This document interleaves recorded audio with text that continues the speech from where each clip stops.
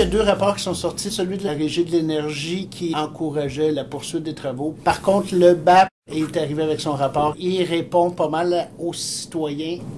C'est sûr qu'au tout début, il y a des citoyens qui sont venus nous voir, parce que quand tu viens voir l'Hydro-Québec avec des tours à côté de chez vous, puis le monde agricole, les parasites que ça peut faire sur leur ferme et tout, le paysage, ça n'a pas été long qu'on a voulu faire une étude pour pas avoir cette problématique-là. On a été sensibilisés dès le début.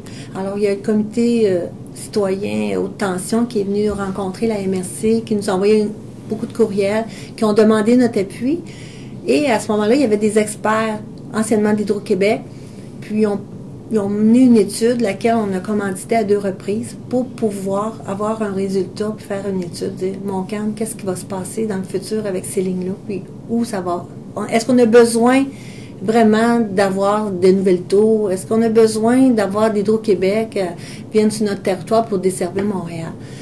Ce qui est sorti de cette étude-là, c'est que non, on n'en avait pas de besoin, que c'était pas le temps, on pouvait refaire nos devoirs.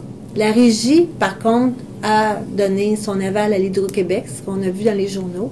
Et pour avoir parlé avec Mme Chantal Lapointe, le résultat de le BAP n'était pas sorti. Elle me dit, écoute, on attend le BAP, on a hâte de voir ce que ça va donner, mais puis on voit ce matin que le BAP dit, refaites vos devoirs, prenez un temps de pause, c'est pas urgent, alors regardez ce que vous pouvez faire. Fait que, on est comme content. Mais c'est pas nécessairement parce que le BAP dit attendez que l'Hydro-Québec ne pourrait pas aller de l'avant, mais ça prend l'approbation du ministre, puis on ose espérer que le ministre va dire non. C'est ça, c'est dans le cours du ministre maintenant. C'est un peu comme un CCU. Le rapport du CCU peut être d'accord ou non avec quelque chose, mais ça reste, c'est les élus qui décident d'où ce qui s'en va avec ça. Ce qu'on peut être fier, c'est que les citoyens ont été entendus.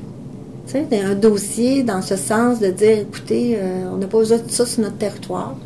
Tu sais, il y a quand même... je félicite le comité, hein, ils ont travaillé fort. Oui.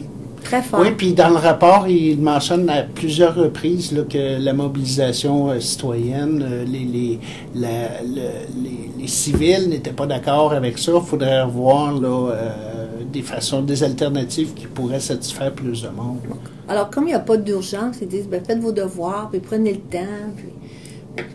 En un temps d'austérité, c'est bienvenu. Tant qu'on avance, on ne recule pas. C'est bon. On va voir la suite des choses. C'est à suivre, oui. Merci beaucoup. Mais je pense que aussi, on peut voir dans le rapport du BAB qu'ils disent qu'ils vont travailler avec les MRC, de faire le devoir. Est-ce que le ministre va dire, oui, ben, ils veulent qu'on travaille les MRC, là, ils nous donnent du travail? On verra.